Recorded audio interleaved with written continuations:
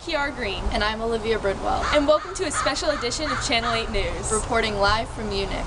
Remembering World War II, a soldier's life. Today we're going to start off our broadcast with exclusive interviews.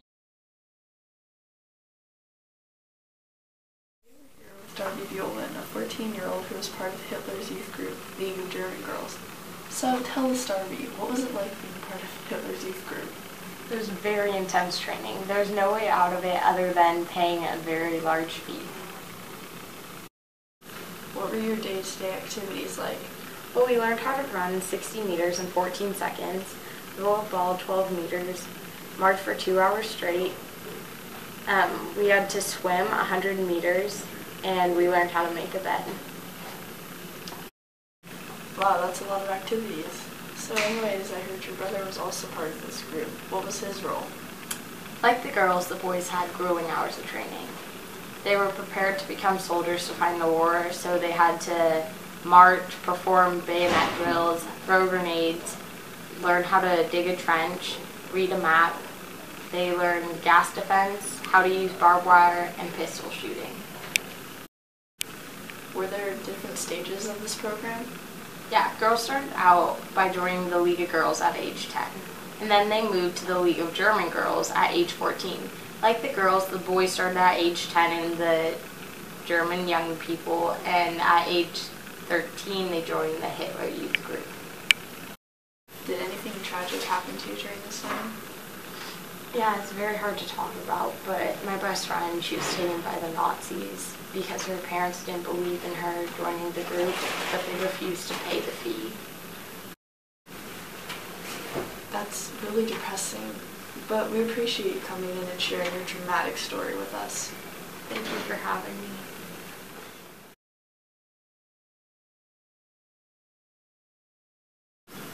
We have a special guest with us here today, Oliver Bridwell, a former German soldier who fought during World War II. Welcome. Thank you. It's quite a pleasure to be here.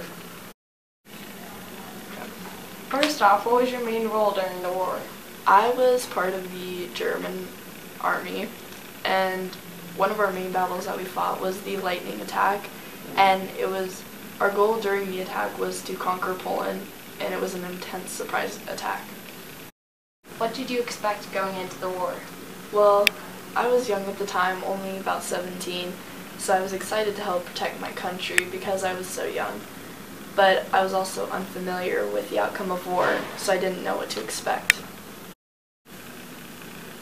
Were you surprised when you actually started fighting? Well, I knew it would be gruesome, but I didn't know it would have such an emotional impact on my life. What were your thoughts after the war? Well, I began to realize that going into war wasn't as exciting as I thought it was. It was a very traumatic experience looking back at all the friends and family members I had lost, and I believe that there were other ways around the war. Thank you so much for sharing your story. I think we all have felt your pain. Thank you so much for having me. A pleasure. Isn't it interesting how Hitler indoctrinated youth to prepare them for war later on? Yeah, it's so interesting. Now back to Melody, where she's going to report live about Russian soldiers. Hi, I'm Melody, reporting live from Russia. During World War II, Soviet citizens were again asked to sacrifice in order to successfully fight against Germany. A combination of the transfer of economic activity from west to east and the damage brought on by the war made starvation a daily reality. Even outside the combat areas, Soviet citizens received rations below subsistence level, and survival depended on their planting private plots of vegetables in order to survive. Consequently, people began to associate socialism with shortage and the rising living standard with capitalism in the West. While the U.S. was rapidly becoming the richest country in the world after the war, Russian citizens continued to subsist on bread and potatoes, with cabbage the only widely available vegetable. In World War II, children frequently fought in revolts. A number of child soldiers served in the Soviet Union armed force during the war, In some cases, orphans also unofficially joined the Soviet Red Army. Such children were affectionately known as "son of the regiment," and sometimes willingly performed in military missions. Now back to you, Kiara. Thanks, Melody. Have you ever wondered what it was like for a soldier's stomach in World War II? Well, today we're going to explore the food for the fight. Usually, food came in a pack of different variations, and these were called ration packs. There were B, C, D, and even K ration packs.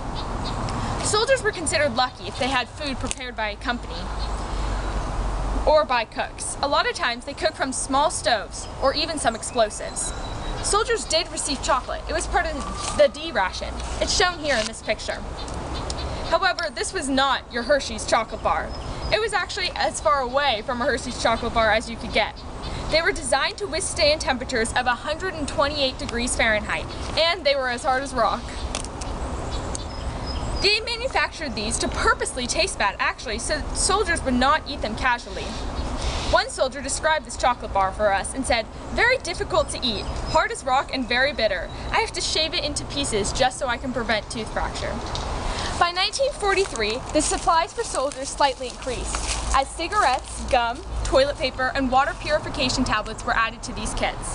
However, food still remained bland, and there were only a mere 10 meals to choose from.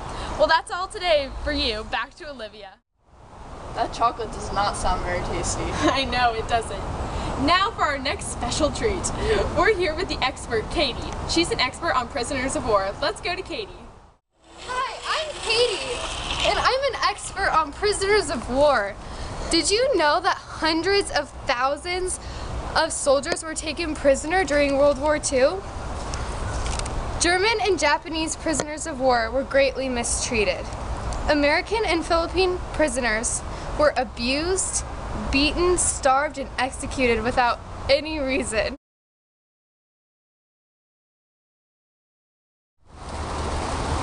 Today we're here with James Heinz, and he's a veteran from World War II. James, tell us your story. Well, looking back at my days on the battlefield, flashbacks of horrifying scenes overwhelm me. I remember the day that my birthday was drafted. That day, I was excited to be a part of something bigger than myself. But that day, I had to leave. I remember looking into my mother's eyes and hugging her for what I didn't know could be the last time.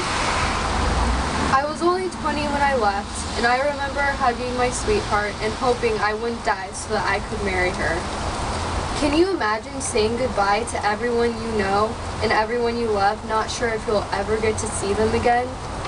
I, like many soldiers, were young and very inexperienced. Many soldiers were suffering from what they called weather shock. It was the dead of winter, and most men were just concerned about staying alive in the extreme weather. My first experience on the battlefield changed me forever. Can you imagine a sound so deafening, so loud, that every cell in your body is telling you to run away? I had to fight that urge to flee. I had many friends who shot themselves to escape the horror, and they were severely punished. Can you imagine a reality so horrifying that you would shoot your own foot just to escape it? All human decency, all morals were lost. Soldiers became demoralized killing machines. I wrote letters to my sweetheart back home and to my worried mother every day. In the war, I learned how powerful brotherhood could be. I was marching with other men when bombs were dropped all around us. We were being ambushed. Me and another soldier, a buddy of mine, were separated from the bulk of our group. Out of nowhere, a bomb struck nearby. The next thing I knew, I was laying on the ground, unable to hear or move. My buddy would not leave me there to die. He carried me to safety. Thanks to him, I am still alive today. Thank you, James, for sharing your story. Thanks for having me. In a 6-year war, more than 72 million people lost their lives. Soldiers fought for their country and were prideful until later, as they began to witness the horror of the war itself. Many soldiers experienced similar conditions of fighting. From fighting on a sunny day to fighting in the frigid Russian air, soldiers were forced to adapt to the changing conditions. The German youth was prepared to fight through the organization Hitler Youth and the League of German Girls. This prepared boys for war and taught girls endurance and ladylike skills. From as young as age 10, they were already being taught the ideals of Hitler. In some nations, like Japan, boys as young as age 15 were drafted to take part in the war. Soldiers were considered to play a heroic role in society. However, as the war was over, many suffered from the mental and physical hardships that followed them throughout their life.